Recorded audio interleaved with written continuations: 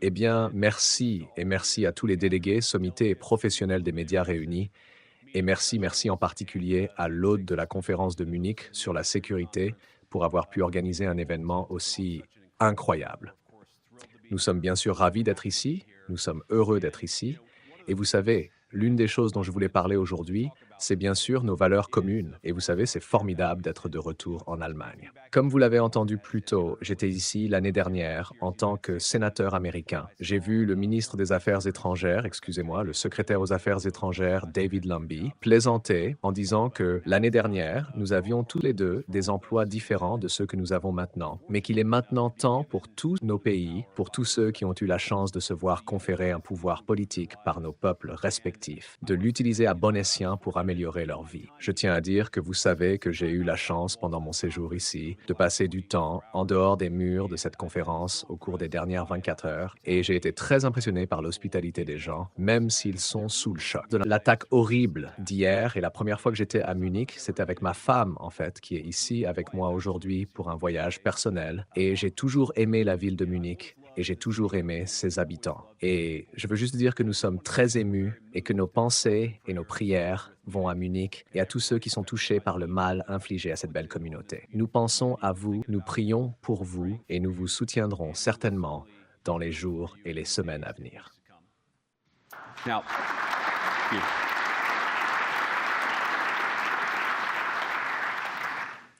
J'espère que ce ne sont pas les derniers applaudissements que je recevrai, mais nous nous réunissons à cette conférence, bien sûr, pour discuter de sécurité et normalement nous entendons les menaces à notre sécurité intérieure et extérieure. Je vois que de nombreux grands chefs militaires sont réunis ici aujourd'hui, mais alors que l'administration Trump est très préoccupée par la sécurité européenne et pense que nous pouvons parvenir à un règlement raisonnable entre la Russie et l'Ukraine.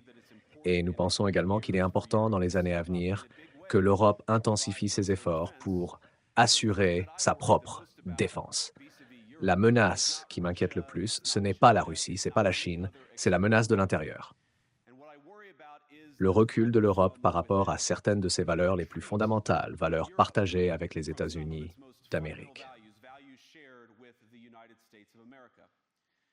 J'ai été frappé par le fait qu'un ancien commissaire européen soit récemment passé à la télévision et se soit réjoui que le gouvernement roumain ait annulé une élection entière. Il a averti que si les choses ne se passaient pas comme prévu, la même chose pourrait se produire en Allemagne. Ces déclarations de cavalier sont choquantes pour les oreilles américaines. Depuis des années, on nous dit que tout ce que nous finançons et soutenons est au nom de nos valeurs démocratiques communes. Tout de notre politique ukrainienne à la censure numérique est conçu comme une défense de la démocratie. Mais lorsque nous voyons les tribunaux européens annuler des élections et de hauts fonctionnaires menacés d'en annuler d'autres, nous devrions nous demander si nous nous en tenons à un niveau suffisamment élevé. Je dis nous-mêmes, car je crois fondamentalement que nous sommes dans la même équipe. Nous devons faire plus que parler de valeurs démocratiques. Nous devons les vivre maintenant. Dans la mémoire vivante de beaucoup d'entre vous dans cette salle, la guerre froide a positionné les défenseurs de la démocratie contre des forces beaucoup plus tyranniques sur ce continent et considéré le côté dans ce combat qui a censuré le dissident, qui a fermé les églises, qui a annulé les élections, n'étaient-ils certainement pas les bonnes personnes. Et Dieu merci, elles ont perdu la guerre froide. Elles l'ont perdue parce qu'elles n'ont ni valorisé ni respecté toutes les bénédictions extraordinaires de la liberté de surprendre, de faire des erreurs, d'inventer, de construire.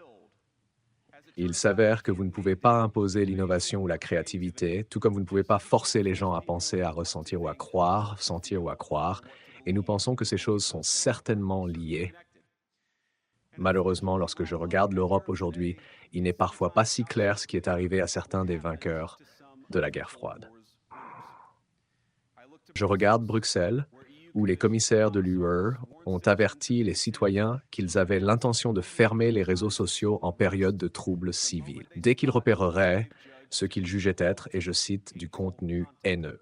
ou ce même pays où la police a mené des raids contre des citoyens soupçonnés d'avoir publié des commentaires antiféministes en ligne. Dans le cadre de la lutte contre, et je cite, la misogynie sur Internet, une journée d'action. Je regarde la Suède où il y a 2 semaines, le gouvernement a condamné un militant chrétien pour avoir participé à la brûlée, le Coran, qui a entraîné le meurtre de son ami. Et comme le juge de son cas l'a noté de manière effrayante, les lois suédoises sont censées protéger la liberté d'expression, ne sont pas en fait, et je cite, un laissez-passer gratuit pour faire ou dire n'importe quoi sans risquer d'offenser le groupe qui détient cette croyance. Et peut-être plus inquiétant encore, je regarde nos très chers amis du Royaume-Uni, où le recul des droits de conscience a placé les libertés fondamentales de la Grande-Bretagne, les libertés religieuses en particulier, dans la ligne de mire. Il y a un peu plus de 2 ans, le gouvernement britannique a accusé Adam Smith Connor, un physiothérapeute de 51 ans et un vétéran de l'armée, du crime odieux de se tenir à 50 mètres d'une clinique d'avortement et de prier en silence pendant 3 minutes, sans gêner personne, sans interagir avec personne, priant simplement en silence, tout seul. Et après que les forces de l'ordre britanniques l'ont repéré et lui ont demandé pourquoi il priait, Adam a simplement répondu que c'était au nom du fils à naître que lui et son ancienne petite amie avaient avorté des années auparavant. Maintenant, les officiers n'ont pas été émus. Adam a été reconnu coupable d'avoir enfreint la nouvelle loi du gouvernement sur les zones tampons, qui criminalise la prière silencieuse, et d'autres actions qui pourraient influencer la décision d'une personne à moins de 200 mètres d'un centre d'avortement. Il a été condamné à payer des milliers de livres en frais de justice pour l'accusation. Maintenant, j'aimerais pouvoir dire que c'était un coup de chance, un exemple unique et fou d'une loi mal écrite promulguée contre une seule personne. Mais non, en octobre dernier, il y a quelques mois à peine, le gouvernement écossais a commencé à distribuer des lettres aux citoyens dont les maisons se trouvaient dans des zones d'accès dites sûres, les avertissant que même la prière privée dans leur propre maison peut équivaloir à une infraction à la loi. Naturellement, le gouvernement a exhorté les lecteurs à signaler tout concitoyen soupçonné de crimes de pensée en Grande-Bretagne et à travers l'Europe.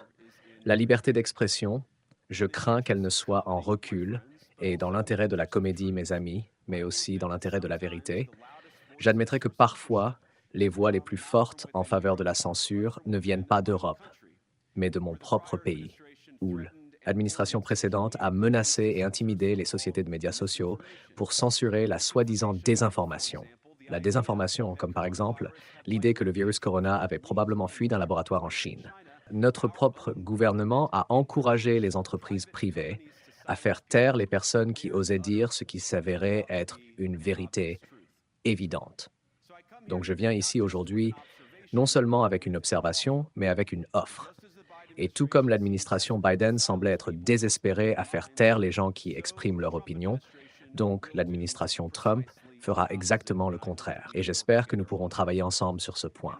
À Washington, il y a un nouveau shérif en ville et sous la direction de Donald Trump, nous pouvons être en désaccord avec vos opinions, mais nous nous battrons pour défendre votre droit de l'offrir sur la place publique, que nous soyons d'accord ou en désaccord. Maintenant, nous en sommes au point où la situation est devenue si mauvaise qu'en décembre dernier, la Roumanie a carrément annulé les résultats d'une élection présidentielle sur la base des soupçons fragiles d'une agence de renseignement et d'une pression énorme de ses voisins continentaux. Si je comprends bien, l'argument était que la désinformation russe avait infecté les élections roumaines, mais je demanderai à mes amis européens d'avoir un peu de recul. Vous pouvez croire que c'est mal pour la Russie d'acheter des publicités sur les réseaux sociaux pour influencer vos élections. Nous le croyons certainement. Vous pouvez le condamner sur la scène mondiale, mais si votre démocratie peut être détruite avec quelques centaines de publicités numériques d'un pays étranger, elle n'était pas très solide au départ. Now, the good news. La bonne nouvelle est que je pense que vos démocraties sont sensiblement moins fragiles que beaucoup de gens le craignent apparemment, et je le crois vraiment. Que permettre à nos citoyens de s'exprimer les rendra encore plus forts. Ce qui nous ramène bien sûr à Munich, où les organisateurs de cette conférence ont interdit aux législateurs représentant les partis populistes de gauche comme de droite de participer à ces conversations. Maintenant, nous ne sommes pas obligés d'être d'accord avec tout ce que les gens disent, mais lorsque lorsque les dirigeants politiques représentent une circonscription importante, il nous incombe au moins de participer au dialogue avec eux. Pour beaucoup d'entre nous de l'autre côté de l'Atlantique, cela ressemble de plus en plus à de vieux intérêts bien ancrés, se cachant derrière des mots laids de l'ère soviétique comme désinformation et désinformation, qui n'aiment tout simplement pas l'idée que quelqu'un avec un point de vue alternatif puisse exprimer une opinion différente ou, Dieu nous en préserve, voter différemment ou pire encore gagner une élection. Il s'agit d'une conférence sur la sécurité et je suis sûr que vous êtes tous venus ici préparés à parler de la manière exacte dont vous auriez tendance à augmenter les dépenses de défense au cours des prochaines années en fonction d'un nouvel objectif. Et c'est formidable, car, comme le président Trump l'a clairement indiqué, il pense que nos amis européens doivent jouer un rôle plus important dans l'avenir de ce continent. Nous ne pensons pas que vous entendiez ce terme de partage du fardeau, mais nous pensons que c'est un élément important de notre alliance commune, que les Européens se mobilisent pendant que l'Amérique se concentre sur les régions du monde qui sont en grand danger, un plus grand, mais permettez-moi également de vous demander comment allez-vous commencer à réfléchir aux questions budgétaires si nous ne savons pas ce que nous défendons en premier lieu. J'ai déjà beaucoup entendu parler de ce que nous devons défendre et j'ai eu de nombreuses conversations intéressantes avec de nombreuses personnes réunies ici dans cette salle. J'ai beaucoup entendu parler de ce contre quoi vous devez vous défendre et bien sûr c'est important, mais ce qui m'a semblé un peu moins clair et certainement pour de nombreux citoyens européens, je pense, c'est pourquoi vous vous défendez exactement. Quelle est la vision positive qui anime ce pacte de sécurité partagé que nous considérons tous comme si important? Et je crois profondément qu'il n'y a pas de sécurité si vous avez peur des voix, des opinions et de la conscience qui guident votre propre peuple.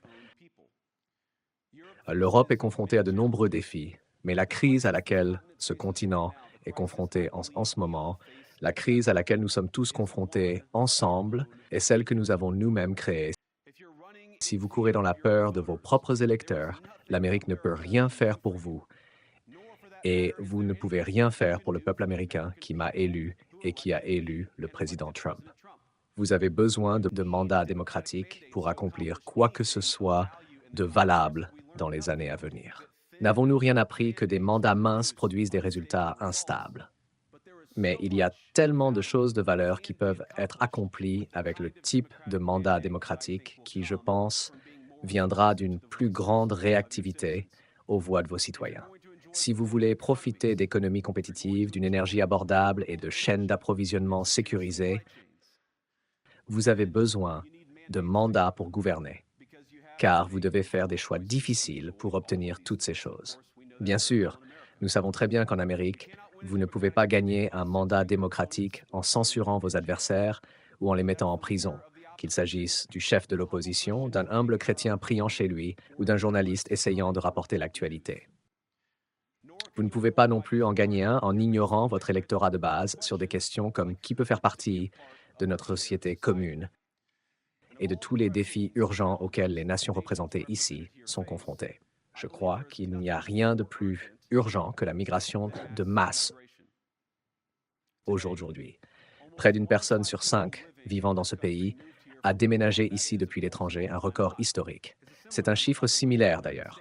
Aux États-Unis, également un record historique. Le nombre d'immigrants entrés dans l'UNRWA en provenance de pays tiers a doublé entre 2021 et 2022 seulement. Et bien sûr, il a beaucoup augmenté depuis. Nous connaissons cette situation, elle ne s'est matérialisée dans le vide.